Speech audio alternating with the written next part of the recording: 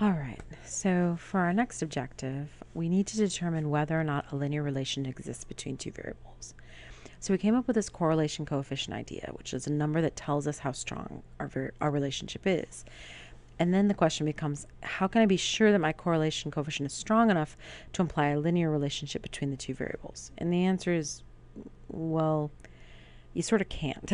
So, and I kind of put it down here, but we're going to do a little test for whether a linear relation exists, but it's really just the very beginning of this idea. It's not super rigorous, meaning there can be a lot of loopholes, and you're going to run into those in later chapters. The real big test is actually in chapter 14, and again, we don't cover that in this course. So you want to look at a scatter plot and be sure it looks linear. That's always a good idea. You want to check your critical value of your R. That's what I'm going to show you to do on this page. And then you're going to look at a residual plot, which we'll talk about in section 4.3. All right, so let's talk about this whole critical value thing. So here's this table right here, which is critical values for the correlation coefficient. And what you want is you want your association to be either higher than the positive of that critical value or lower than the negative of that critical value. Okay. Let's see. So we're going to determine whether linear relation exists for our math scores. Now look at our math scores for a second. How many were there in this group, right? How large a sample was this? Let me go back to Excel right here. I can see there's 13 of them. So for that particular data set, there were 13 data points. So let me make a note. 13 data points. So n was equal to 13. So the critical value for R is equal to, now look over here in the table, 0.553. And this table is the classic example of something that you would never have to memorize stuff like this. Okay, it would just be given to you on your test. So if you go to take your final exams, for example, there's a packet of, you bring in your own notes, and then you get a packet of notes from me, the lead faculty, and one of the things that I put on there is this table. So this table does not need to be memorized, does not need to be put on your note sheet. It will just be given to you. Okay. All right, so now the question is our correlation quotient. So the R for our data was equal to negative 0.687, if I'm not mistaken. We found it. Yep, 688, whatever. All right, 688. So then you have to say, okay, if I take the positive critical value, so 0.553, is my number bigger than that? Or if I take the negative of my critical value, so this is the positive critical value. So think about this, the negative crit value would be equal to negative 0.553. Okay, so is your negative 0.688 below that? The other way to do it is do what they say up here in the table, which is take the absolute value. So if you take the absolute value, oopsie, here. So the absolute value, which is this symbol right here, so absolute value of R is equal to positive 0.688, right? Since R is equal to, or I should say the absolute value of R, oh, if I could grab the right symbol, is equal to 0.688, which is greater than the crit value, which is equal to 0.5353. There appears to be a linear relation. I mean, the long and the short of it is that you want your R value to be large. So, and again, the negative positive thing just gives you direction. It doesn't really affect this. What you're looking at is the magnitude of the number, i.e. the absolute value. So you take the absolute value of it and you say, okay, is that big? Is it bigger than my critical value for that size n, right? So you have to look at your data set, figure out what your n is, find your critical value, and then say, hey, is my R larger than that or smaller than that? If it's larger than that, absolute value of R, if the absolute value of R is larger than that, then there appears to be a linear relation. Is this a foolproof test? No, it is not. It is just one of many things that you do to make sure that your relationship was linear. You should also make a scatter plot, and then you should also look at the residual plots, which we will talk about in another couple sections.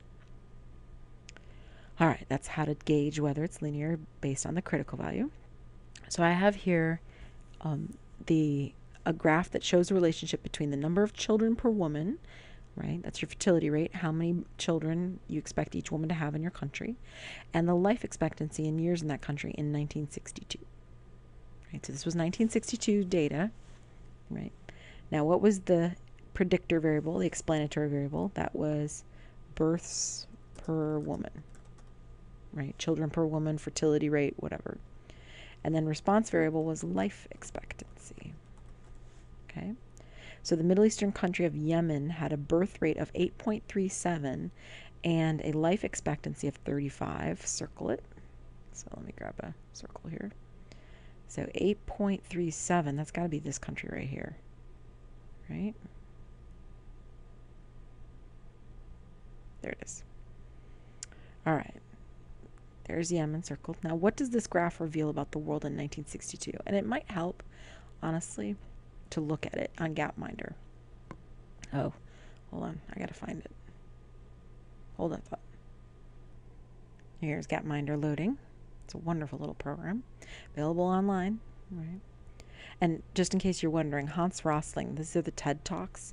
This is coming particularly from his one in 2007, his New Insights on Poverty. He remains one of the most popular TED Talks ever, TED Talkers. I'm sure that's a word, ever. His stuff is usually fabulous, and he's got, 9 different talks that he's given. Amazing stuff. Using Gapminder. Okay, so we're looking at 1962. So let me move this slider up right here to 1962. Oh, man. Okay, well, close enough. All right, so 1962. There it is. So what you can see, and now this one I have the bubble sizes, so you can see the different size bubbles. In the graph I gave you, I got rid of the size of bubble thing, just for the sake of it. So you can see that there was a first world right here, low births per woman, low children per woman, high life expectancy. And there was a third world. See this huge clump over here with high numbers of children per woman, low life expectancy. And then there's kind of this second world in between, right? Kind of Taiwan. Let's see what else we got. Armenia, Cuba, Bahamas, etc. Okay, so it might interest you to know that 1962,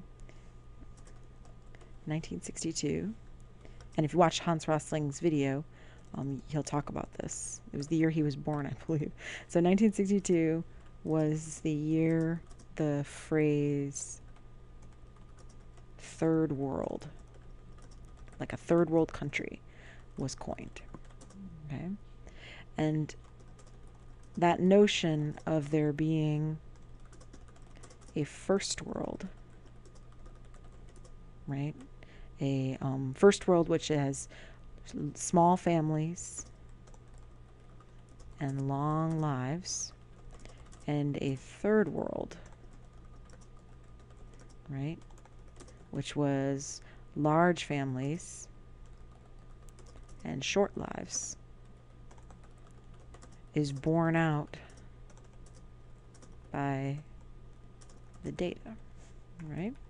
And you can see it even in our graph. You've got this clump over here, that's the third world, and you've got this clump over here, that's the first world, right?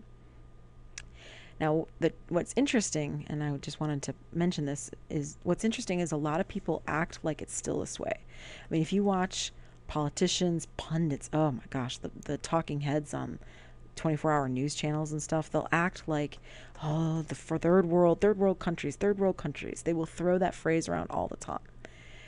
But Hans Rosling made the point, and I think it's worth noting, that what they're talking about perhaps isn't as much there as you might think. And one of the big ones, of course, is China. You might want to pay attention to that one. Brazil's right there, Mexico. So let's just press play and watch how time elapses. And that's today. Look at all these countries. They're all up here, right? There is still a third world. It's not nearly as many countries as it used to be. And the vast majority of, as you can tell, is in sub-Saharan Africa. Mali, Chad, Nigeria, Congo. There's Afghanistan, which is not in sub-Saharan Africa, right? It's near India. And then you've got a few other kind of Timor, which has had tremendous history of civil war and strife. Yemen, Iraq, right? But that's the third world now. And this is the first world. And they're all up there, right? There's very few countries in the world that are not in that group. Interesting, right? So I don't know whether you thought that or not, but you can see the world has changed a lot since 1962. The phrase third world gets applied to a lot of countries that aren't really fitting that description anymore.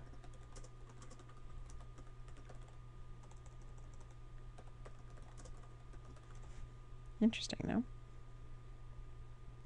For the record, I mean, I absolutely adore this. I mean, this is amazing stuff. I mean, look at the US is right here. Mexico's right there. About the same number of kids per woman, about the same life expectancy. There's Brazil right there. Less kids per woman, a little bit shorter life expectancy. There's China, right? Just a little bit smaller. This up at the top is Japan with the highest life expectancy in the world. Hong Kong's right with them, 83, and so on. There's Australia. There's Canada, etc. Okay? Fascinating stuff. And if you want to go back, you can go back in time and stuff. You can see like, you can watch it. There's World War I. Did you see it? Shroom, everything went down. And you can slow it down. You can make it go faster. There's World War II, and so on. You can make it do all sorts of things. There's China. Right? It's amazing stuff. Amazing stuff. And you can play around. Right now, these bubbles are showing how large their populations are. You can track particular countries and press play and watch them, right? Watch how they're affected over time, etc. You can watch it. See, Austria was big in World War I, so there you go, doing some weird things right in there, and so on. All right, let's go back. I love Gapminder. I could spend hours in there. All right, so last bit, we need to talk about how correlation is not causation. Okay, this is a really big deal. They talk about it a lot in the news. They'll say it a lot in science class. Correlation is not causation. Now, what are they talking about? Now, you can have a high correlation value. You can have things that go together really well, but you can't say that one causes the other. Remember, to cause the other, hold on. To prove cause and effect, you need a double-blind, random experiment. And even then, you don't always get a cause and effect. It's just, you won't even get it without that, right? And why is that? Well, because when you have an observational study, you have lurking variables. Oops, I added that. Remember from chapter 1, most things that we're looking at in this class are going to be observational studies. And if that's the case, you've got lurking variables, other things going on in the background that are affecting what's going on. To be honest, you get those in experiments too. The idea of an experiment is to try to get rid of some of those things, but it doesn't always work. So think about HIV, for example. We saw, and you saw hopefully, that wealthier countries tend to have lower HIV rates. Oops, it was back there. Well, if that's the case, why could that be happening? Well, it's because wealthy countries tend to have higher low HIV rates, but that does not mean that if you just throw money at a country, it'll automatically lower your HIV rates. That's not how it works, right? So you can invest money in the country, but only if it goes to things that are actually going to help the HIV rate. Will it do any good, like education, medical infrastructure, etc.? So there are all these other things like education that are affecting what's going on with your HIV rates, right? And money alone doesn't affect those, right? Because of corruption. All right, let me keep going. What about free reduced lunch? We saw that if you have higher rates of free reduced lunch, then you have lower scores. So if you just eliminate your free reduced lunch, that will not automatically cause all your kids to pass the math test, right? Why? Well, because there are other things affecting math scores. So, for example, kids have lower parental involvement. Parents aren't as educated. Where they're going to sleep tonight is less stable. Your power gets shut off, your electricity gets shut off, your phones get shut off, etc. All of those things are affecting the student's ability to pass math. It's not just that they're on free reduced lunch. It's that you have all these other things going on in the background.